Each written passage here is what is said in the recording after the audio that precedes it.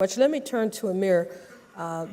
Picking up on this question of the state being absent, another finding in the report is that traditional authority is respected more than modern political authority. You've occupied positions in both worlds.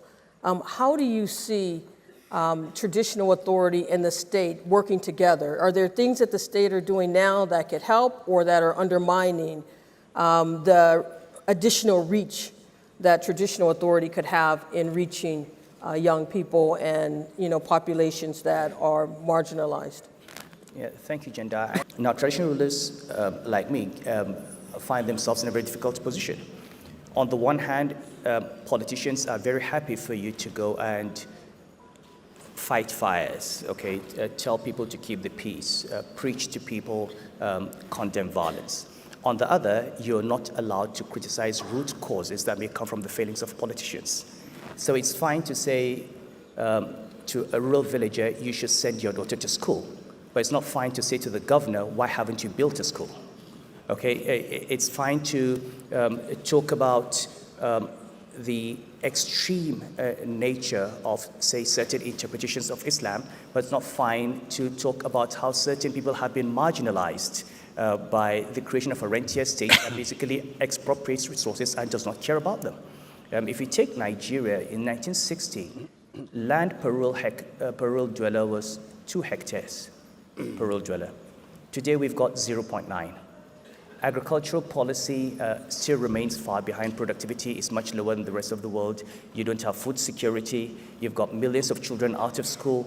It's not the fault of the children that they're out of school. Somebody was supposed to build those schools.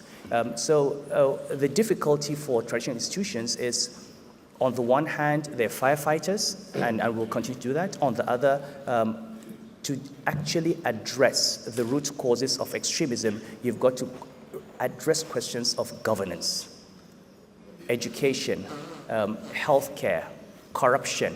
And to do that is now political. And so that's the difficulty, I think. If you take the UNDP OHDI poverty index in 2015, poverty levels in Nigeria, 46%. 46% doesn't look too bad compared to other countries. However, if you break these numbers down, in the southwest of Nigeria, 80% are living above the poverty line.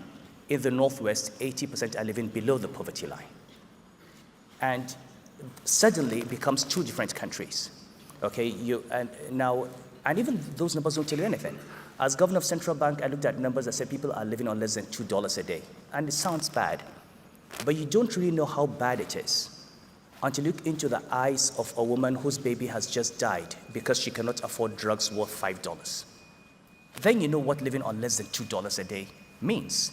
You look at demographic numbers and demographic explosion, and you don't understand where they're coming from until you come to a society where a poor man who earns nothing has decided to marry 4 wives and have 25 children, and cannot take care of them. And you see a complete failure of social policy.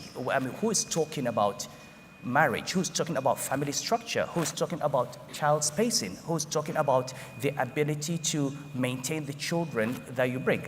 And when we go into crowd resources as states, so you have state governors in the north who have 3 million, 5 million children on the streets without school. They go to China and they're looking for money not to build schools, but to build a light rail. I mean, you spend $2 billion on a light rail. $2 billion. Imagine how many children you would educate with that.